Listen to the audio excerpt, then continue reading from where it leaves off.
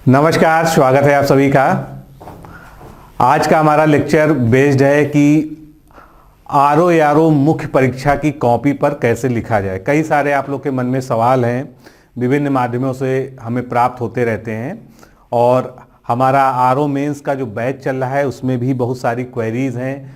तो मैंने उचित समझा कि एक वीडियो के माध्यम से आप सभी को ये बताया जाए कि क्या सावधानियां आपको आरओ मेंस के एग्ज़ाम में करनी है जो कि कॉपी राइटिंग से संबंधित है। क्योंकि कॉपी किस प्रकार की होती है, कई लोग पहली बार एग्ज़ाम में अपीयर हो रहे हैं, पहला मेंस दे रहे हैं, तो निश्चित रूप से जो है बहुत सारे सवाल आप लोग के मन में हैं।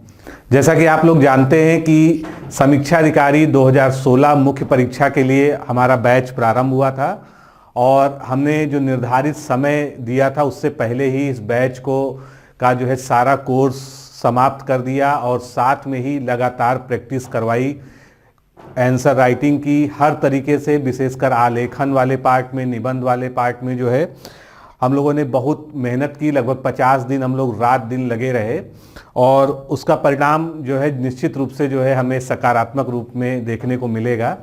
आप में से कई लोगों ने कहा कि डर लग रहा है, कॉन्फिडेंस नहीं आ रहा है, तो एक बात मैं फिर दोहराना चाहूँगा। जब भी कोई एग्ज़ाम आता है तो मैं कहता हूँ, क्योंकि अब 4-5 दिन बचे हैं आपके सामने एग्ज़ाम में, कि अगर डर लग रहा है तो अच्छा है, क्योंकि जितना डोपामाइन सिक्रीट होगा आपके बॉडी में उतना ज़्यादा आप जो है बेहतर प्रदर्शन करेंगे। स्ट्रेस में इंसान की प्रवृत्ति होती है कि बहुत अच्छा प्रदर्शन करता है, इसलिए डरना गलत बात नहीं है। हाँ, जो लोग डर नहीं रहे हैं तो कहीं ना कहीं हो सकता है कि ओवर कॉन्फिडेंट हो, इसलिए आपने बहुत अच्छा प्रयास किया है, आपने अभी तक बहुत अच्छी मेहनत की है, तैयारी की है।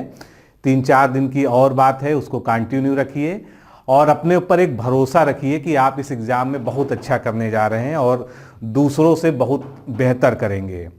अब हम अपने मुख्य टॉपिक पे लौटते हैं कि जो है आंसर राइटिंग जो है इसको कैसे किया जाए हमारे कॉपी पर। तो दोस्तों, यहाँ पर एक चीज़ महत्वपूर्ण है आपको जानना कि आपको कोई भी चीज़ कितनी भी अच्छी तरह से आती हो, लेकिन अगर उसका प्रस्तुतिकरण यानी प्रेजेंटेशन अच्छा नहीं है तो आपको सर्वज्ञाता होते हुए, आप सर्वज्ञ होते हुए, उस विषय की पूरी नॉलेज, उस विषय का पूरा ज्ञान आपको होते हुए भी आप कहीं ना कहीं जो है टीचर को आकर्षित नहीं कर पाएंगे, एग्जामिनर को आकर्षित नहीं कर पाएंगे कि वो आपको जो है अच्छे से अच्छे मार्क्स दे। इसलिए जितना ज़्यादा आपको आना जरूरी है, उससे ज़्यादा ज़रूरी ये है कि आपका जो है जो कॉपी पर प्रेजेंटेशन हो वो भी शानदार हो। और जब आपकी राइटिंग, आपका प्रेजेंटेशन और आपका जो है प्रस्तुतिकरण का तरीका, साथ में आपकी नॉलेज, ये सब जो है एक साथ मिलकर आता है, तभी जो है सिलेक्शन के लिए जो है आपके जो प्रयास है वो सफल होगा। तो चलिए शुरू करते हैं। सबसे पहले सभी जानते हैं, कोई बताने की आवश्यकता नहीं है कि ये 4 सेगमेंट हैं, जिसमें से 3 सेगमेंट आपको पहले दिन ही करने हैं और तीसरा जो है हिंदी निबंध का जो है पोर्शन वो अगले दिन में होगा। आपके पास शेड्यूल है, आप सभी इसके बारे में अभी जानते हैं। ये हमारा जो है सिलेबस है मेंस का, इस पर भी बहुत ज़्यादा डिस्कस करने की कोई आवश्यकता नहीं है। अब हम सबसे पहले मेंस की कॉपी की बात करते हैं। तो मेंस की कॉपी दोस्तों कुछ इस तरह से दिखती है और लेफ्ट मार्जिन और राइट मार्जिन, ये जो है 2 मार्जिन आपको बने होते हैं और इन मार्जिन्स में जो है आपको विशेषकर जो राइट मार्जिन है इसमें कुछ भी नहीं लिखना होता है, क्योंकि ये जो है जो परीक्षक है जो आपकी कॉपी चेक कर रहा है ये उसके लिए स्थान है। यहाँ पर वो आपको मूल्यांकन करते समय अंक वगैरह देते हैं।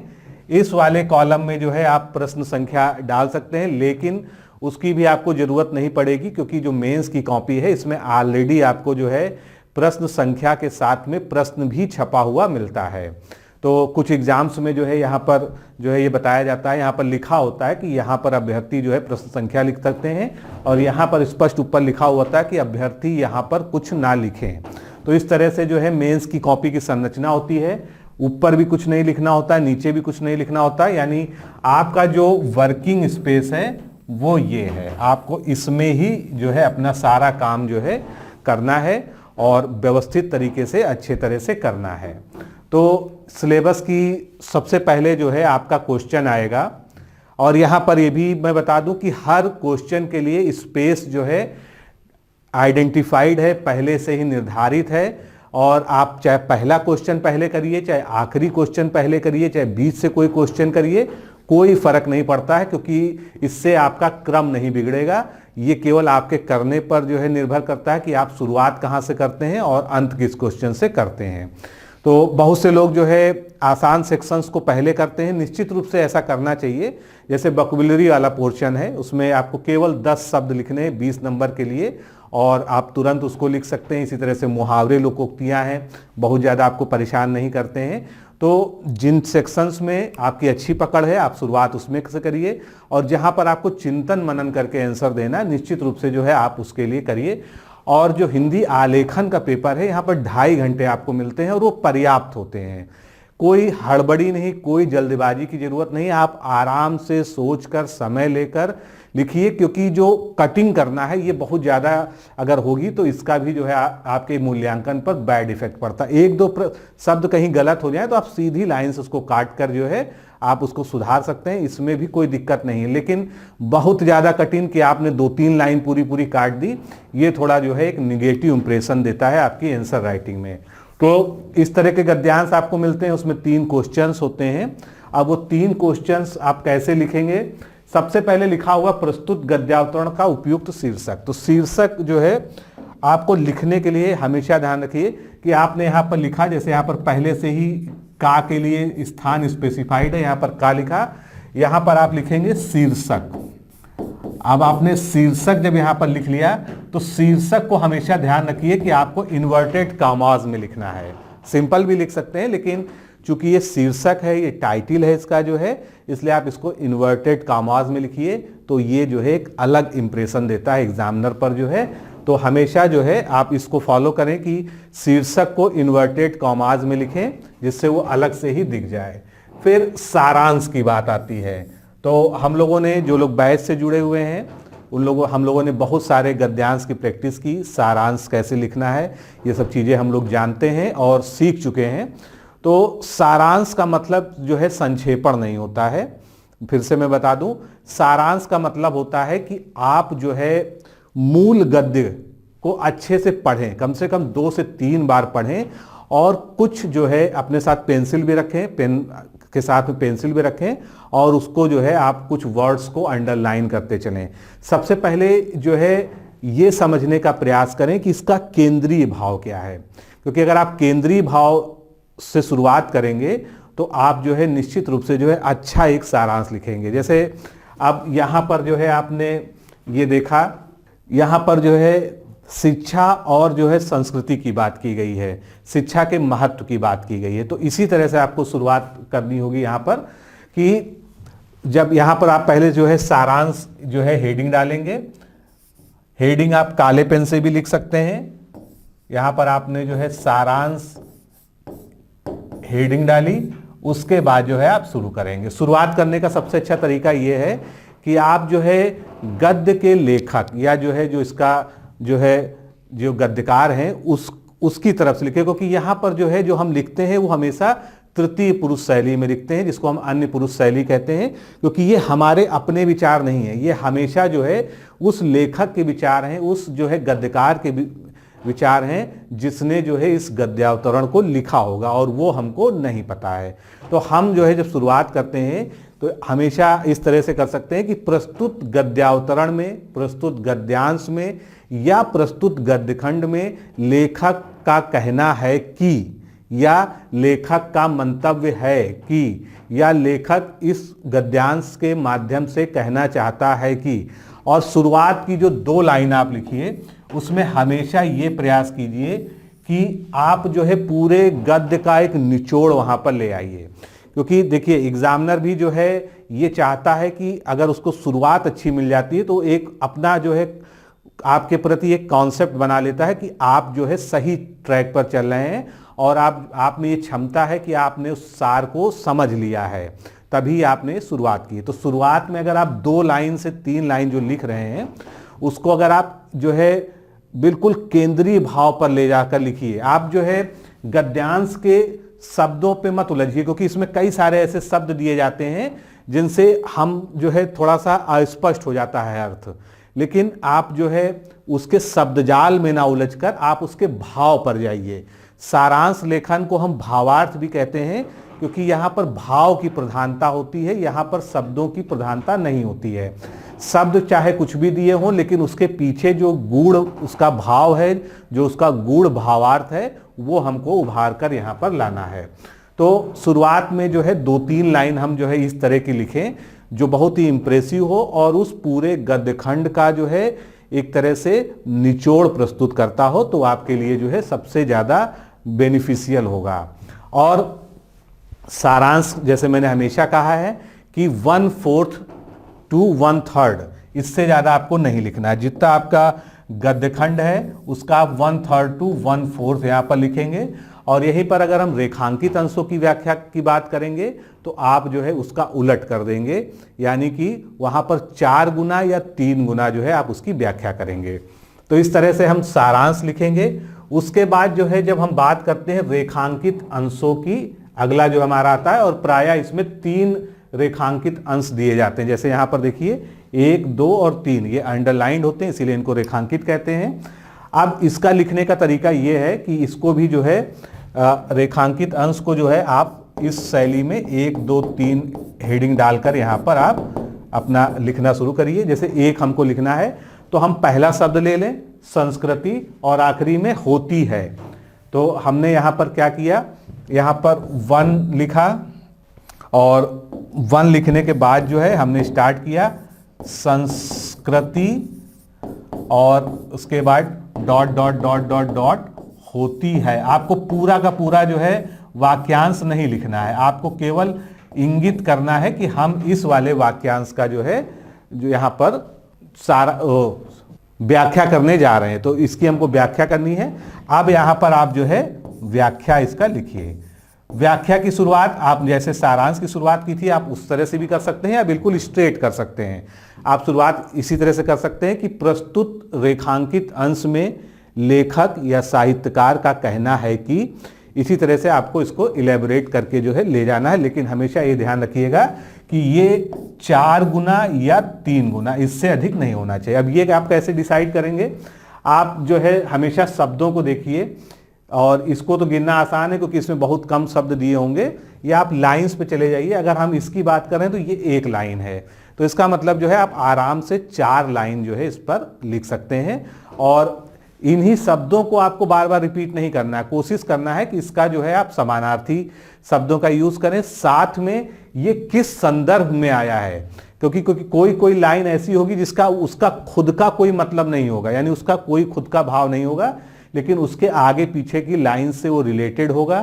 तो हमको उसके भाव पक्ष को पकड़ना है। इसलिए हम जब भी रेखांकित अंश देखें तो हमेशा देखें, जैसे यही यहाँ पर ही आप देख सकते हैं कि ये अपने आप में पूर्ण वाक्य नहीं है, केवल एक वाक्यांश है। पूर्ण वाक्य जो है कहाँ से शुरू हुआ था, यहाँ से शुरू हुआ था, लेकिन उसका एक टुकड़ा हमको दे दिया गया। तो आपको इसको भी कंसीडर करना होगा इसमें कि हमको इसका भी भाव यहाँ पर लाना है। यानी कुल मिलाकर हमको उसके संदर्भ पर भी विचार करना होगा, ना कि केवल जो है हम जो है उस पर ही देखें कि हमको जो है 10 शब्द दिए हैं तो हमको उसी 10 शब्द में जो है तोड़ मड़ोड़ करके लिखना है। ऐसा नहीं है, हमको किस संदर्भ में वो वाक्यांश लिखा गया है इसको जो है ध्यान रखना है और उसी संदर्भ में उसकी व्याख्या लिखनी है। तो इस तरह से 1, 2, 3 जो है तीनों की हम जो है कर देंगे। तो ये हमारा जो है गद्यांश वाला हो गया। अब अगला पोर्शन हमारा आता है कि एक सरकारी पत्र आपको दिया होता है, उसको सारणी रूप में लिखना होता है। ये मैं आप लोग को अच्छे से पढ़ाया भी है और ये सबसे बढ़िया पोर्शन है जहाँ पर आप 15 में से बहुत आराम से 12, 13, 14 नंबर तक भी ला सकते हैं, क्योंकि इसमें जो है आपको केवल साफ सुथरे तरीके से लिखना है। क्या लिखना है वो यहीं पर छुपा हुआ है, तो उस पर हम डिस्कस नहीं करेंगे, केवल हम लिखने की शैली की बात करेंगे। तो इस तरह से कॉपी पर जो है आप टेबल बना लीजिए, क्योंकि आपको टेबलर फॉर्म में लिखना है, सारणी के रूप में लिखना है। अगर आपको लगता है कि आप पेन से जो है सारणी बनाने में असमर्थ हैं, आपको लगता है कि लाइनें तिरछी हो जाएंगी, तो आप पेंसिल रखिए अपने साथ, जो है पहले पेंसिल से एक बार जो इसको ड्रॉ कर लीजिए, उसके बाद उस पर ओवर राइटिंग करके आप जो है पेन से कर दीजिए। लेकिन ये ओवर राइटिंग के चक्कर में कहीं बहुत ज़्यादा जो है आप ऐसा ना हो कि अगले पन्ने पर भी उसका निशान पड़ जाए, तो ये चीज़ आपको सावधानी से करनी होगी। और सबसे पहला कॉलम हमारा क्रम संख्या क्या होता है, दूसरा पत्र संख्या क्या होता है, तिथि, स्थान, प्रेषक, प्रस्ती, और लास्ट में विषय वस्तु। आपको पता है कि आपको सबसे ज़्यादा जो है विषय वस्तु में लिखना है। इसके लिए आपको यहाँ पर स्पेस जो है ज़्यादा छोड़ने की ज़रूरत है, तो हमेशा जो है इसमें स्पेस ज़्यादा रखिए। क्रम संख्या में केवल आपको 1 2 3 4 लिखना रहता है, इसलिए यहाँ पर सबसे कम स्पेस जितना कम हो सके उतना कर दीजिए।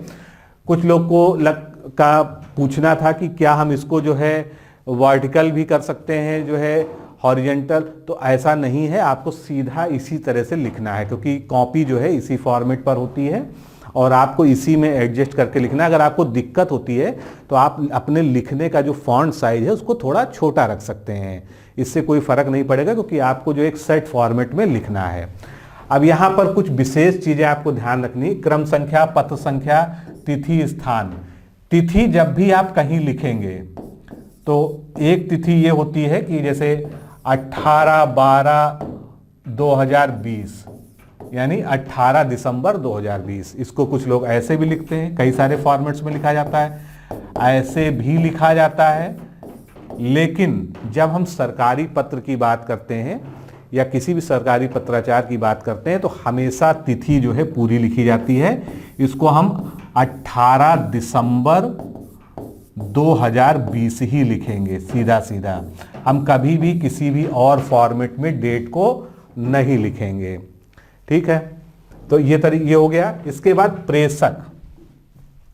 प्रेषक मान लीजिए जो है प्रमुख सचिव राजस्व विभाग उत्तर प्रदेश शासन लखनऊ है, तो हमेशा जो है जब आपने प्रमुख सचिव लिखा, मैं शॉर्ट में लिख रहा हूं, उसके बाद कॉमा लगाइए, फिर राजस्व विभाग लिखिए, उसके बाद कॉमा लगाइए। उसके बाद जो है उत्तर प्रदेश शासन आपको लिखना है, तो आप उत्तर प्रदेश शासन लिखकर जो है उसके बाद कॉमा लगाइए। उसके बाद अंत में आपको लखनऊ लिखना है, लखनऊ लिख के फुल स्टॉप लगाइए। तो कॉमा और फुल स्टॉप का बहुत महत्व होता है, ये नहीं कि आप जो है बिना किसी कॉमा फुल स्टॉप के एक साथ जो है अनवरत वहां पर लिख डालें। यही चीज आपको प्रेषित में भी ध्यान रखना है, जिसको पत्र भेजा गया है वहां पर इसी तरह से करना है। अगर नाम दिया हुआ है प्रेषक का तो पहले जो है उसका नाम लिखना है, जो भी नाम दिया गया है आपको पत्र में, कॉमा लगा के फिर आगे इस तरह से लिखना है। विषय वस्तु बहुत बड़ी नहीं होनी चाहिए, बहुत छोटी भी नहीं होनी चाहिए। हर पत्र का एक विषय दिया होता है, जैसे यहाँ पर ही आप देख लीजिए, यहाँ पर इसका जो है विषय दिया हुआ है। विषय क्या है? नदियों में प्रदूषण की समस्या। अब ये बहुत छोटा विषय हो गया, लेकिन इसी के बारे में क्या निर्देश, क्या आदेश दिए गए हैं, क्या बातें कही गई हैं, हमको इस पत्र से उसको लेकर जो है इसी को बढ़ाते हुए अधिकतम जो है 2 से 3 लाइन में उसको कवर करना है। और यहाँ पर ध्यान रखिएगा कि यहाँ पर जो है कोशिश करिएगा कि एक ही सेंटेंस में आपकी बात आ जाए। बहुत ज़्यादा जो है सेंटेंस फॉर्म करने की ज़रूरत नहीं है, और ना यहाँ पर जो है बिंदुवार लिखने की ज़रूरत है चीज़ों को, क्योंकि हम यहाँ पर जो है विषय वस्तु बता रहे हैं, तो जो कि बहुत ही संक्षेप में होना चाहिए। बहुत ज़्यादा लंबा चौड़ा यहाँ पर हमको नहीं लिखना है। एक लंबा सेंटेंस बनाइए और उसमें जो मटेरियल फैक्ट्स हैं, जो बहुत ज़रूरी चीज़ें हैं, उनको लिखिए। अब मान लीजिए उसमें 2-3 पत्रों के रेफरेंस लिखे हुए हैं, वो सब लिखने की आपको ज़रूरत नहीं है। जहाँ पर किसी पत्र का रेफरेंस लिखने की भी ज़रूरत आन पड़े, वहाँ पर आप सीधे पत्र दिनांक लिख सकते हैं, पत्र संख्या को आप छोड़ सकते हैं, पत्र दिनांक भी लिख देंगे तो आपकी बात जो है समझ में आ जाएगी। तो ये सारणी लेखन हो गया। अब अगले क्वेश्चन की तरफ बढ़ते हैं। यहाँ पर जो है 3 तरह के आपसे पत्र के जो है बारे में पूछा जाता है, उनके प्रारूप पूछा जा सकता है, उनकी विशेषताएं पूछी जा सकती हैं। तो सबसे पहले मैं एक बार और आप लोग को स्टार्ट कर दूं कि ये जो लिखित प्रारूप शब्द है, ये कोई शब्द नहीं होता है, क्योंकि आप मौखिक प्रारूप नहीं बना सकते हैं। आप ये जानते हैं कि कोई भी मौखिक प्रारूप नहीं होता है। तो लिखित प्रारूप का यहाँ पर क्या मतलब? कुल मिलाकर अगर आपसे कहा जाए लिखित प्रारूप बनाइए, तब आप जो है क्या करेंगे, ब्लैंक वाला, डॉट फॉर्म वाला जो है ही प्रारूप बनाएंगे, केवल ड्राफ्ट बनाएंगे, ना कि आप पूरा उदाहरण लिखेंगे। जहां भी आपको उदाहरण पूछा जाएगा, जैसे यहाँ पर लिखा है प्रारूप की रूपरेखा, यहाँ भी प्रारूप बनाना है। लिखित रूप में प्रारूप ये भी पूछा जाए तब भी आपको केवल प्रारूप बनाना है, यहाँ पर उदाहरण नहीं देना। जब तक आपसे सोदाहरण, उदाहरण सहित इस तरह के शब्दों का प्रयोग ना किया जाए, या एक सिचुएशन ही क्यों दे दी जाए कि इनकी तरफ से इनको पत्र लिखिए, तो उसमें आपको जो है पूरा लिखना होगा। दूसरी चीज हमेशा ध्यान रखिए, पत्र लेखन में कभी भी किसी का नाम नहीं लिखना है, चाहे आप उदाहरण सहित ही पत्र क्यों बना रहे हो। हमेशा जो है आप प्रयास कीजिए, का खा गा प्रेषक हो गए, तो सेवा में आप जो है या रा ला, कोई भी जो है आप इस तरह का वर्णमाला के शब्दों का जो है वर्णों का यूज करके जो है आप इस तरह से प्रेषक और सेवा में इन सबको डाल सकते हैं। लेकिन कोई भी नाम, रमेश, सुरेश, भले वो काल्पनिक नाम है, कोई भी नाम आपको यूज नहीं करना, ना तो अपना ये करना है ना किसी और का करना है। पत्र लेखन पे इसका विशेष ध्यान रखिएगा। अब पत्र लेखन करें कैसे, तो देखिए एक प्रश्न तो आपका उसमें जुड़ा हुआ है कि उसकी विशेषताएं लिखनी। विशेषताएं का मतलब हमको वो प्रमुख विशेषताएं 4-5 लिखनी है जो उनको अन्य सभी पत्रों से अलग करता है। देखिए सभी, जैसे हम सरकारी पत्र की बात करते हैं तो अर्ध सरकारी उसका एक अपवाद है, उसको छोड़कर सभी की भाषा शैली औपचारिक होती है, सभी में संक्षिप्तता का ध्यान रखा जाता है, सभी में भाषा शैली स्पष्ट होनी चाहिए। तो ये सब तो सभी में कॉमन है। अगर आपको नहीं कुछ समझ में आ रहा तो आप इसको लिख सकते हैं, लेकिन प्रयास ये कीजिए कि पहले उन विशेषताओं को लाइए जो उसको जो है बिल्कुल और पत्रों से अलग करते हैं। जैसे कि मान लीजिए आपसे कहा गया कि अर्ध सरकारी पत्र के बारे में आपको उसकी विशेषताएं लिखनी है, उसका प्रारूप बनाना है। तो अर्ध सरकारी पत्र की अगर 3-4 विशेषताओं में देखें तो ये जो है एक सरकारी औपचारिक पत्र होते हुए भी जो है अनौपचारिक या अंशतः अनौपचारिक भाषा शैली में लिखा जाता है। इसमें जो है जो अनौपचारिक शैली होती है उसमें जो है आत्मीय शब्दों का प्रयोग किया जाता है, जैसे प्रिय महोदय, प्रिय महोदया, इस तरह से संबोधन किया जाता है। फिर जो हम अधोलेखन करते हैं उसमें जो है भवनिष्ठ, आपका, आपका शुभेच्छु, इस तरह के शब्दों का प्रयोग किया जाता है। तो हम पहले उन विशेषताओं को ऊपर लेके आएंगे जो सबसे अलग करती हैं उस पत्र को, क्योंकि एग्जामिनर को भी ये दिखना चाहिए कि आप इस पत्र के बारे में बिल्कुल सटीक जानकारी रखते हैं। तो इस तरह से आप विशेषताएं लिखिए, और विशेषताओं को आप जो है कई हेड्स में भी बांट सकते हैं, जैसे शैलीगत विशेषताएं, प्रारूपगत विशेषताएं, संरचनागत विशेषताएं, आलेखन की विशेषताएं।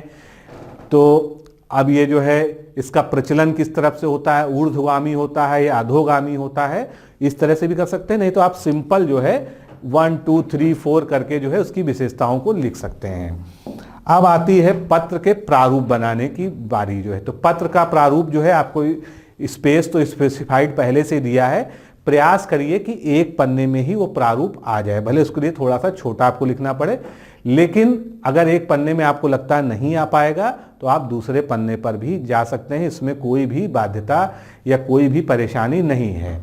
और हमेशा प्रारूप ये सोच के बनाइए कि आप कंप्यूटर पे एक टाइप किया हुआ लेटर बना रहे हैं, बिल्कुल भी रफ तरीके जो है उसमें मत इस्तेमाल कीजिए। हमेशा बहुत ही अच्छे से कॉमा, फुल स्टॉप, जैसे आपने यहाँ पर लिखा तो प्रेषक, प्रेषक लिखा, उसके बाद कॉमा लगाया, अब यहाँ पर का, खा, गा लिख दिया, इसके बाद आपको पता है कॉमा आना चाहिए। अब इनका जो है पदनाम लिख दिया, मैं शॉर्ट में लिख रहा हूँ, कॉमा आना चाहिए। फिर उत्तर प्रदेश शासन लिख के हमको फुल स्टॉप लगाना है। फिर जो सेवा में आएगा वो इसके ठीक नीचे इसकी सीध में आएगा, और सेवा में जिसको लिखेंगे वो जो है इस वाले के ठीक नीचे आएगा। तो कहने का मतलब ये है कि पत्र का इस तरह से होना चाहिए कि उसमें स्पेसिंग का जो है आपको बहुत अच्छे से ध्यान देना है, आपको अलाइनमेंट का बहुत अच्छे से ध्यान देना है, और जो भी लाइन आप लिख रहे हैं, मान लीजिए यहाँ पे आप विषय लिख रहे हैं, तो विषय जो है ये नहीं कि आप यहाँ तक गए और फिर यहाँ से आप यहाँ पर आ गए, जब तक ये आप इस मार्जिन को टच ना कर जाए तब तक आप जो है लाइन को ना बदलें, क्योंकि वो एक रूपता दिखनी चाहिए पूरी। इसी तरह से जो है महोदय लिखने के बाद जो है जो मैटर लिख रहे हैं, कॉमा लगाया, उसके बाद जो है आप इस तरह से उसको यहाँ पर फॉलो कर सकते हैं। तो इन सब चीज़ों का ध्यान रखेंगे।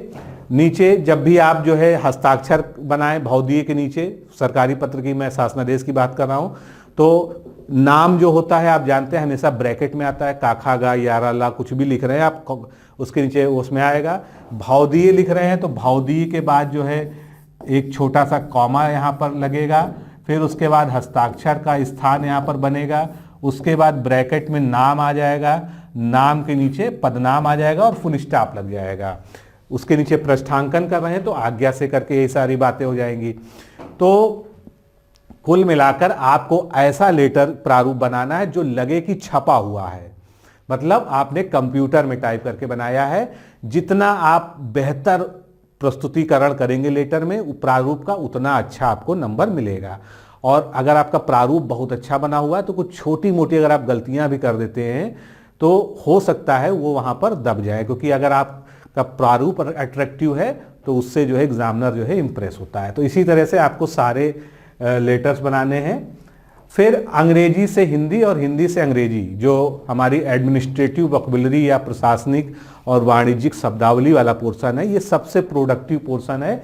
20 नंबर आपको केवल 10 शब्द लिखने पर मिलने वाले हैं।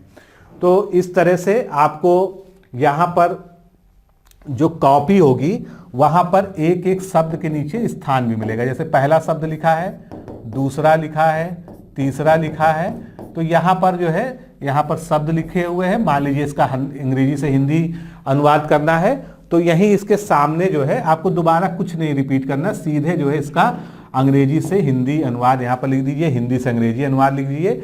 इतना स्पेस रहता है कि उसको आपको अलग से नीचे लिखने की जरूरत नहीं है, आप उन्हीं के सामने लिख दीजिए। एक प्रश्न आप लोग का ये रहता है कि क्या कैपिटल लेटर में लिख सकते हैं? बिल्कुल लिख सकते हैं, और कैपिटल लेटर लिखने में कोई बुराई नहीं है। और मैं तो ये कहूँगा कि ये बहुत अच्छा रहता है, क्योंकि जिन लोग की जो है अगर लिखावट स्पष्ट नहीं है किसी भी वजह से, सभी की लेखनी में अंतर होता है, सबकी राइटिंग में जो है कुछ लोग की बहुत अच्छी होती है, कुछ लोग की जो है उतनी स्पष्ट नहीं हो पाती है, तो वो जरूर प्रयास करें कि उनको कैपिटल लेटर्स में जो है इसको लिखें, जिससे आप क्या स्पेलिंग लिख रहे हैं एग्जामिनर कंफ्यूज ना हो और वो बिल्कुल सीधा सीधा पढ़ दे। लेकिन यहाँ पर ये ध्यान रखिएगा कि आप जो है बिल्कुल सटीक मीनिंग लिख रहे हैं, बिल्कुल सटीक वर्ड लिख रहे हैं उसके लिए। लेकिन अगर आपकी स्पेलिंग में मिस्टेक है तो वो भी जो है आपकी एक गलती मानी जाएगी, उस पर भी आपके नंबर कट सकते हैं। इसलिए स्पेलिंग को सोच समझ कर लिखिए। अगर कुछ कन्फ्यूजन है तो पहले पीछे एक बार रफ में उसकी तैयारी कर लीजिए, उसको लिखिए। तो इस तरह से ये वाला आपका पोर्शन हो गया। मुहावरे और लोकोक्तियाँ, इसके लिखने में थोड़ा सा आप लोग जो है गलतियाँ करते हैं। तो मुहावरे और लोकोक्तियों को कैसे लिखना चाहिए? सबसे पहले आपको सारे मुहावरे जो है गैप सहित छपे मिलेंगे, या अगर कोई प्रारूप बदलता है तो हो सकता है एक साथ जो है चारों पांचों मुहावरे दे दिया है, आपको अलग से लिखना हो, तो ये तो जो है आप मेंस की कॉपी देखकर ही डिसाइड करेंगे। लेकिन अगर वहां पर छपा हुआ है, मान लीजिए पहला मुहावरा है, यहाँ पर मुहावरा लिखा हुआ है, तो आप इसके नीचे सबसे पहले हेडिंग डालेंगे अर्थ, क्योंकि आपसे अर्थ और वाक्य प्रयोग दोनों पूछा गया है। आप पहले अर्थ लिखेंगे, उसके बाद आप हेडिंग डालेंगे वाक्य प्रयोग। वाक्य प्रयोग आप यहां पर करेंगे। अब इसमें कुछ सावधानियों की हम बात करें। कुछ लोग का कहना होता है कि क्या मुहावरों में जो है हम नाम नहीं लिख सकते किसी का? ऐसा कुछ नहीं है, मुहावरों में आप नाम लिख सकते हैं। तो मुहावरों में अगर जरूरत पड़े तो नाम लिखें। दूसरी चीज है, मुहावरे के दो तरह के अर्थ निकलते हैं। एक उसका शाब्दिक अर्थ होता है, या उसको हम प्रासंगिक अर्थ भी कहते हैं, कि आपको मुहावरा पढ़ने से ही एक दृष्टांत समझ में आता है कि ऐसा हुआ होगा तभी ये मुहावरा बना होगा। लेकिन हमेशा आप इस बात पे जरूर चिंतन करें कि क्या जो आप शाब्दिक या प्रासंगिक अर्थ उस मुहावरे का समझ रहे हैं वो क्या हर जगह एप्लीकेबल है। अगर हम उसको किसी और वाक्य में, किसी और सिचुएशन में प्रयोग करके देखते हैं तो क्या वो एप्लीकेबल है। तो हमें हमेशा ये प्रयास करना है कि मुहावरे या लोकोक्ति का वो मीनिंग लिखें, वो अर्थ लिखें जो यूनिवर्सली जो है एक्सेप्टेड है, जो सब जगह चल सकता है, तो वही सबसे अच्छा अर्थ माना जाता है। बाकी आप एक ही मुहावरे के 2-3 अर्थ पढ़ सकते हैं भिन्न भिन्न किताबों में, तो ऐसा नहीं है कि जो आप लिखेंगे वो गलत हो जाएगा। लेकिन पूरा प्रयास करिए कि आप बिल्कुल क्लोज अर्थ लिखें, और जो बिल्कुल यूनिवर्सली एक्सेप्टेड उसका अर्थ हो सकता है वो अर्थ वहां पर लिखने का प्रयास कीजिए। वाक्य प्रयोग की बात करते हैं। वाक्य प्रयोग आप 2 से 3 लाइन, मैक्सिमम 4 लाइन तक लिख सकते हैं। लेकिन वाक्य प्रयोग बहुत ही समझदारी से आपको करना है। आप जो है किताबी भाषा वाला वाक्य प्रयोग करेंगे तो निश्चित रूप से आपको 2 में 2 नंबर नहीं मिल पाएंगे। तो वाक्य प्रयोग में करना क्या चाहिए, वाक्य प्रयोग हमेशा किसी करंट सिनेरियो से जो है जोड़कर उसको वाक्य प्रयोग करेंगे तो आपके लिए बहुत ही अच्छा रहेगा। जैसे कि मान लीजिए आंख दिखाना एक मुहावरा है, आंख दिखाने का आप लोग मतलब भी जानते हैं, तो इसको जो है अगर आपको एक सामान्य तरीके से प्रयोग करना हो तो आप किसी दो लोगों की बातचीत का उदाहरण लेके कह सकते हैं कि उसको आंख दिखा रहा है। लेकिन आप वहीं पर जो है चीन और पाकिस्तान से जो भारत के तनावपूर्ण इस समय संबंध चल रहे हैं, आप उस पर जो है एक अच्छा सा जो है वाक्य प्रयोग सोचकर उसके संदर्भ में इसको यूज कर सकते हैं। तो आपको थोड़ा सा जो है अगर अपने मुहावरों को करंट अफेयर्स की तरफ ले जाएं और राष्ट्रीय अंतर्राष्ट्रीय जगत में कोई ऐसी घटना हो रही है, कोई ऐसा जो है समसामयिक विषय है जिसमें आप अपने मुहावरे को फिट कर सकते हैं, तो वो बेस्ट है, सबसे अच्छा तरीका है अपने वाक्य प्रयोग करने का। तो हमेशा, क्योंकि सभी लोगों ने लगभग उन्हीं किताबों से पढ़ा है, तो कहीं ना कहीं दिमाग में बस जाता है कि हमको अगर ये आ गया तो हम ये लिख देंगे। लेकिन हमेशा प्रयास करिए कि यहाँ पर अपनी रचनात्मकता को जो है दिखाइए। जितना ज़्यादा आप क्रिएटिव होकर सोच सकते हैं, इसको करंट से जोड़ के सोच सकते हैं, उतने अच्छे नंबर आपको मिलेंगे। निश्चित रूप से जो है अच्छे नंबर लेने हैं तो आप जो है करंट अफेयर्स के किसी टॉपिक से जो है जोड़कर मुहावरे को लिखें, बहुत ही अच्छा इंप्रेशन एग्जामिनर पर पड़ेगा। तो ये हमारा मुहावरे लोकोक्ति का जो है हो गया। अब एक और बहुत ही स्कोरिंग एरिया है आपका कंप्यूटर। कंप्यूटर 10 नंबर का है, प्रायः इसमें 5 क्वेश्चन आते हैं, जैसा कि पिछले साल का ही आप क्वेश्चन देख रहे हैं। तो 2-2 नंबर के क्वेश्चन होते हैं। सबसे पहले इसकी हम बात करते हैं कि कंप्यूटर में जो है आप इंग्लिश वर्ड्स का यूज़ कर सकते हैं या नहीं कर सकते हैं, कुछ लोग का ये भी सवाल है। तो निश्चित रूप से आप इंग्लिश वर्ड्स का यूज कर सकते हैं, लेकिन चूंकि आप हिंदी की कॉपी लिख रहे हैं तो आपसे मैं नहीं कहूँगा कि आप जो है पेन ड्राइव का ट्रांसलेशन खोज के लाइए, लेकिन आप पेन ड्राइव को जो है रोमन में लिखने की जगह जो है आप पेन ड्राइव को इस तरह भी लिख सकते हैं। तो प्रयास हमेशा कीजिए कि जिन चीज़ों को आप जो है देवनागरी लिपि में लिख सकते हैं, आसानी से लिख सकते हैं, उनको आप जो है देवनागरी लिपि में ही लिखें, तो वो एक अच्छा जो है तरीका है। इसी तरह से इंटरनेट है, बाकी जो है चीज़ें हैं। तो अगर ज़रूरत पड़े, अगर आपको लगता है कि आपने जो हिंदी लिखी है वो स्पष्ट हो रही, तो आप ब्रैकेट में इंग्लिश जो है लिख सकते हैं। फिर अगर ये 2 नंबर का क्वेश्चन है तो आपको कितना लिखना चाहिए, तो यहाँ पर जो है 25 से अधिकतम 50 वर्ड्स तक जो है 2 नंबर के क्वेश्चन के लिए सफिशिएंट है। लेकिन इसमें वस्तुनिष्ठता होनी चाहिए। आपसे जो पूछा गया है आपको उसी पे फोकस रहना, सटीक उत्तर देना है, क्योंकि आप यहाँ पर जो है लेख नहीं लिख रहे हैं, कोई निबंध नहीं लिख रहे हैं। आपसे पूछा गया है रैम क्या है, तो रैम का आप फुल फॉर्म लिखते हुए बताइए कि एक प्रकार की मेमोरी है, किस तरह की मेमोरी, स्थायी है कि अस्थायी है, वोलाटाइल है, नॉन वोलाटाइल है, कैसे यूज होता है, इसके बाद मतलब इससे ठीक संबंधित चीज़ों को आप बताइए। आप उसमें जो है बाकी मेमोरी की चर्चा में जाने की वहाँ पर आवश्यकता नहीं दिखती है। इसी तरह से आपसे पहला सवाल तो सीधा है कि पर्सनल कंप्यूटर सर्वप्रथम किस कंपनी ने बनाया, तो इसमें आप और कुछ लिखने की बजाय सीधा सीधा आप बता सकते हैं कि किस ईयर में बनाया और किस कंपनी ने बनाया। इतने में भी आपका उत्तर पर्याप्त हो गया। तो इस तरह से जो है आप कंप्यूटर में अच्छे नंबर ला सकते हैं। कंप्यूटर की भी तैयारी जो है निश्चित रूप से जो है आपकी पूरी हो चुकी होगी। और कंप्यूटर के प्रश्नों को लिखने के लिए आपको पहले से प्रश्न छपे हुए मिलेंगे, सीधे सीधे जो है आप उसका उसी प्रश्न का क्रमांक डालकर आप उसका उत्तर लिखना प्रारंभ कर सकते हैं। कुछ लोग प्रश्नोत्तर संख्या 1, 2, 3 लिखते हैं, वो भी तरीका सही है, उसमें भी कोई गलती नहीं है।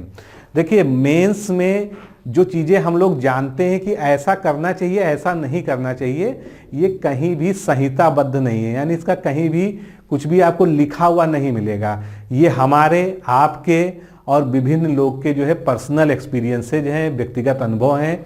जिन लोगों ने मेंस दिया है, मेंस की कापियाँ बाद में देखी हैं, उनको लगा कि हाँ मैंने ऐसे लिखा था तो मेरे नंबर आधे दे दिए गए, और इसमें मैंने ऐसे लिखा था तो पूरे नंबर दे दिए गए, उन्होंने लोगों को बताया, तो वो एक जो है सेट नियम बन गया कि हाँ ऐसे लिखना चाहिए। लेकिन सबसे ज़रूरी जो चीज़ है वो ये है कि आप जो है अपना प्रेजेंटेशन जो है बहुत अच्छा रखें। आगे चलते हैं, अगले दिन पहुंचते हैं एग्ज़ाम के निबंध लेखन। 3 घंटे आपको मिलेंगे। और 3 घंटे में आपको निबंध लिखना है। कितने? 3 लिखने हैं। ये सब चीज़ें हम लोग चर्चा कर चुके हैं। 40-40 अंक के ये होंगे। यहाँ पर जो है सबसे ज़रूरी ये है कि आप सबसे पहले 5, 7 से 10 मिनट तक भी अगर आपको लगे तो हमेशा जो निबंध आपने चयन किया है उसके बारे में सोचें और उसकी एक रूपरेखा तैयार करें। जैसा कि मैंने आप लोग को बताया भी है कि रूपरेखा कैसे बनानी है। आपके पास रफ एरिया कॉपी में दिया होता, उस रफ एरिया में मान लीजिए आपने इसका चयन किया है खंड 1 से और इस पे आप लिखना शुरू करना चाह रहे हैं। स्पेस वहाँ पर पहले से ही निर्धारित है, लगभग 600 शब्दों में लिखना है, लेकिन 650, 700 भी हो जाए तो कोई ऐसी दिक्कत नहीं है। 550, 650 तक भी हो जाए तब भी कोई दिक्कत नहीं है। दिक्कत ये है कि आप कितना अच्छा लिखते हैं, मतलब यही जो है प्रभाव डालता है। और आपकी शुरुआत कैसी है, पहले आप रूपरेखा बना लीजिए अच्छे से। जितनी भी चीज़ें आपको याद आ रही हैं कि निबंध में हमको ये चीज़ें डालनी हैं, आपका पहले से पढ़ा हुआ आ गया तो अच्छी बात है। नहीं भी आया, आप उसके बारे में थोड़ी जानकारी रखते हैं तो भी कोई दिक्कत नहीं है। अगर आप अच्छे से उसके बारे में मंथन कर लेंगे तो आपको 8-10 पॉइंट, 8-10 बातें ऐसी दिमाग में आ जाएंगी कि आप इसमें ये चीज़ें डालेंगे। प्रस्तावना में हम ये लिखेंगे, मुख्य भाग में ये लिखेंगे और निष्कर्ष को हम इस तरह से लिखेंगे। कुछ फैक्ट्स याद आ जाए तो भी उसको आप नोट कर लीजिए जो है रफ में। उसके बाद जो है शुरुआत कीजिए प्रस्तावना से। प्रस्तावना में भले आपको 5 से 7 मिनट लग जाएं, लेकिन प्रयास ये कीजिए कि प्रस्तावना जो है आपकी बहुत ही प्रभावी हो, इम्प्रेसिव हो। तो प्रस्तावना में समय दीजिएगा, थोड़ा सा रुक के, सोच के, और कटिंग ना होने पाए ये भी ध्यान रखिएगा, क्योंकि अगर शुरुआत ही कटिंग से होती है तो जो है एकदम से मज़ा खराब हो जाता है, जिसे कहते हैं ना। तो हमेशा जो है कटिंग से बचिए। प्रस्तावना इत्यादि में बीच में छोटी मोटी कटिंग चल जाएगी, लेकिन शुरुआत में कटिंग ना हो तो बहुत अच्छा है। किसी सूक्ति, किसी उक्ति, किसी कथन से भी शुरुआत कर सकते हैं, जैसी जो है उस निबंध की डिमांड हो। ये भी जरूरी नहीं है कि आपको कोई लाइन पता है तो ये पता होना चाहिए कि उसका आर्थर कौन है, उसने किसने ये कथन कहा था, ये भी जरूरी नहीं है। आप सीधा लिख सकते हैं किसी महान व्यक्ति की ये पंक्तियां जो है यहाँ पर बिल्कुल सटीक बैठती हैं, या जो है यहाँ पर जो है समीचीन है, इस तरह के शब्दों को उसको जो है वर्णन कर सकते हैं। जरूरी नहीं है कि आपको ये पता हो कि ये कथन किसका है। अगर पता है तो अच्छी बात है। तो कुल मिलाकर जो आप प्रस्तावना का 1 से 2 पैरा लिखेंगे, लगभग 75 से 100 शब्द लिखेंगे, उस पर थोड़ा सा समय दीजिएगा, रुक के अच्छे से सोच के जो है इसकी शुरुआत कीजिएगा। और अगर किसी करंट मुद्दे से उसको आप जोड़ सकें तो सोने पे सुहागा है। मतलब सबसे अच्छा प्रस्तावना वो मानी जाती है जिसमें आप किसी बिल्कुल ताजे घटनाक्रम से उसको आप जोड़कर जो है शुरुआत करते हैं। तो इससे एक इंप्रेशन ये पड़ता है कि ये आपका रटा रटाया निबंध नहीं है, आपने किसी किताब से रटा नहीं है, बल्कि कहीं ना कहीं आपको इसके बारे में अच्छी जानकारी है और आप करंट सिनेरियो में भी पता है आपको कि आप किस तरह से इसको शुरुआत करनी है। तो इन सब चीज़ों का बहुत ध्यान रखिएगा और इतनी ही मेहनत आपको निष्कर्ष में करनी चाहिए। निष्कर्ष हमेशा ऐसा हो जो आपको ये बता सके कि ये वास्तव में निष्कर्ष है। जैसे कि आप निष्कर्ष जब लिखना शुरू करते हैं तो हम कुछ शब्दों का प्रयोग कर सकते हैं, जैसे अंततः यह बात, आखिरकार, या स्पष्ट है कि, या निष्कर्षता हम कह सकते हैं। फिर जहां तक इसका प्रश्न है वहां तक, इस तरह का जो है। तो मतलब कुछ ऐसे शब्दों से आप निष्कर्ष की शुरुआत कीजिए जिससे ये स्पष्ट हो सके कि यही निष्कर्ष है। हालांकि निष्कर्ष आखिरी पैरा को सामान्यतः मान लिया जाता है, लेकिन अगर आप 2 पैरा भी लिख रहे हैं निष्कर्ष में तो ये पता होना चाहिए कि निष्कर्ष आपका कहाँ से शुरू हुआ है। तो अगर आप एक मजबूत, एक अच्छी, एक सुसंगत और एक प्रभावी प्रस्तावना लिखते हैं, एक अच्छा निष्कर्ष लिखते हैं, और निष्कर्ष को जो है इस तरह से लिखिए कि पूरे निबंध का उसमें निचोड़ आ जाए, आपकी भी बात आ जाए, कुछ सुधारवादी बातें भी आ जाएं, कुछ जो है सुझावात्मक बातें भी आ जाएं, कुछ भविष्योन्मुखी बातें भी आ जाएं। तो बीच में अगर आप कहीं पर जो है थोड़ा सा भटक गए अपने मूल मुद्दे से तो वो भी जो है उसमें छुप जाएगा। और दोस्तों, राइटिंग हालांकि आयोग ये कहता है कि स्पष्ट और पठनीय होनी चाहिए, जो आयोग का क्राइटेरिया, लेकिन विश्वास मानिए मैंने भी मेंस की बहुत सारी कॉपियां आप लोग की चेक की बैच में, तो राइटिंग वास्तव में मैटर करती है। राइटिंग से जो है आपके एक व्यक्तित्व का भी पता चलता है। इसलिए अगर आपकी बहुत अच्छी राइटिंग भी नहीं है तो स्पष्टता बहुत ज़रूरी है। कभी भी जिसको हम लोग कहते हैं घोंच पोंछ के, तो वो चीज़ जो है आपको नहीं करनी है। मान लीजिए आपकी राइटिंग आपके अनुसार बहुत अच्छी नहीं है, तो जो 2 लाइन का गैप होता है, पहली लाइन लिखते हैं दूसरी लाइन लिखते हैं, उसको बहुत सटा कर मत लिखिए, इस तरह से मत लिखिए कि वो आपस में मिली हुई लगे। आप स्पष्ट रूप से, आपके पास बहुत जगह होती है, आप आराम से लिखिए और सीधा लिखिए। कभी भी कॉपी में यूं लिखना या यूं लिखना ये सब मत करिए। इसीलिए आपको हमेशा से सलाह दी जाती है कि जब आप मेंस के लिए प्रैक्टिस करें तो हमेशा सादे कागज पर मार्जिन खींचकर करें, जिससे आपको आपकी एक हैबिट बन जाए। तो राइटिंग अगर अच्छी नहीं है तो उसको भी छुपाया जा सकता है। उसको छुपाने का तरीका है कि आप थोड़ा सा बड़ा लिखें और जो है 2 लाइनों के बीच गैप रखें। कुछ लोग जो है जल्दबाजी में जैसे मान लीजिए पाषाण लिखा, काल लिखा, तो इसके ऊपर लाइन नहीं खींचते हैं। ये लाइन खींचना भी बहुत जरूरी है। तो कुछ चीज़ों का ध्यान रखेंगे तो बहुत अच्छा रहेगा। और तीनों निबंध बराबर समय देकर लिखिए।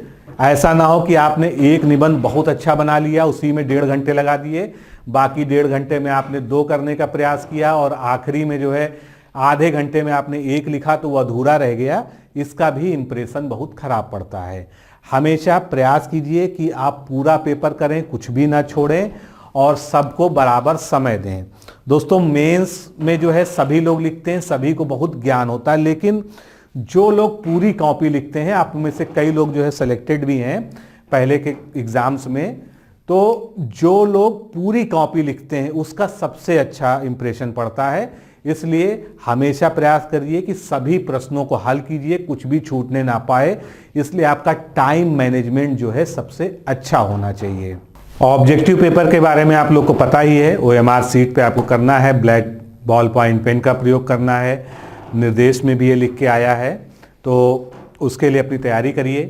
3, 4, 5 पेन कम से कम आपके पास होने चाहिए और बिल्कुल नए पेन नहीं होने चाहिए। थोड़ा थोड़ा उनसे लिखा हुआ होना चाहिए, क्योंकि जाड़े का भी मौसम है, पेन कभी कभी दिक्कत भी करते हैं। इसलिए सभी से 2-2, 4-4 पन्ने पहले से लिख के उनको, जिसको कहते हैं ना रवा करना, यानी उनको जो है प्रिपेयर करके रख लीजिए। बातें बहुत सारी हैं, बहुत सारी आपसे बातें हम लोगों ने की भी, और जितना हमसे हो सका उतना हमने आपके लिए किया। आपके साथ दिन रात लगे रहे। अब बारी आपकी है, अब खेल में जीतना आपको है। और निश्चित रूप से जो है, जो हमारे बैच के स्टूडेंट्स हैं, मैं सभी से मुझे पूरी उम्मीद है कि वो बहुत अच्छा प्रदर्शन करेंगे, क्योंकि उन्होंने जिस शैली में पढ़ा है, जिस तरीके से पढ़ा है, और सबसे बड़ा जो है जो हमने फोकस किया है इस जो है कोर्स में, एरर पर। जो लोग जो सामान्य गलतियां करते हैं लेखन में, सबसे ज़्यादा मेरा उसमें उस पर फोकस रहा है। और कॉपी में भी आपको जो लिखना है हमेशा वर्तनी पर जरूर ध्यान दीजिएगा। जो एग्जामिनर्स होते हैं वो हिंदी के एक्सपर्ट होते हैं, भले हो सकता है उनको पत्र लेखन के बारे में बहुत बड़े विशेषज्ञ ना हो, लेकिन अगर आप शब्दों को गलत लिख रहे हैं, उनकी स्पेलिंग गलत लिख रहे हैं, वर्तनी गलत लिख रहे हैं, वाक्य की फ्रेमिंग आपकी अच्छी नहीं है, तो निश्चित रूप से वो भी जो है एक मूल्यांकन का हिस्सा है। इसलिए स्पेलिंग मिस्टेक्स और सेंटेंस फ्रेमिंग, इनका भी ध्यान रखिएगा। और अंत में मैं यही कहना चाहता हूं कि आप जो है एकाग्रचित मन से, पूरे धैर्य के साथ, आपके पास समय बहुत रहेगा दोस्तों, समय की आपको चिंता नहीं करनी, लेकिन टाइम मैनेजमेंट के साथ में और प्रस्तुतिकरण पर जो है ध्यान देते हुए, बिल्कुल रफ तरीके से, ये नहीं कि बस हमको कॉपी भरनी किसी तरह से जो है और सारे क्वेश्चन अटेम्प्ट करने। आपको हमेशा एक अच्छा प्रेजेंटेशन वहाँ पर देना है, आपकी प्रस्तुतिकरण अच्छा होना चाहिए। एग्जामिनर आपकी कॉपी नीट एंड क्लीन देखे और वो इम्प्रेस हो जाए, ये प्रयास करना चाहिए। क्योंकि अगर आपका प्रेजेंटेशन, आपकी राइटिंग और आपकी जो है लिखावट में स्पष्टता सब कुछ दिखती है, तो छोटी मोटी जो गलतियां आप लोग करते हैं वो उसमें कहीं ना कहीं दब जाती हैं। तो आप सबको बहुत बहुत शुभकामनाएं, दिल से शुभकामनाएं। और आप जो है भविष्य के समीक्षा अधिकारी हैं, इसलिए मैं चाहूँगा कि आप लोग इस अवसर को जो है बिल्कुल अपने सर्वोत्कृष्ट प्रयास के द्वारा जो है सफलता में बदलें। आप सभी सफल हों, आप सभी का पेपर बहुत अच्छा हो, ये मैं शुभकामनाओं के साथ पूरी डिकोड एग्ज़ाम की टीम जो भी हमारे साथ लगे रहे, सभी की तरफ से आपको मैं शुभकामनाएं देता हूं। और मैं ये ज़रूर सुनना चाहूँगा जब आप पेपर दे के आएँ कि आपका पेपर कैसा हुआ और हमारी मेहनत जो है सार्थक हुई कि नहीं हुई। तो मिलते हैं, सभी को all the best, wish you good luck. मिलते हैं आगे, नमस्कार, धन्यवाद।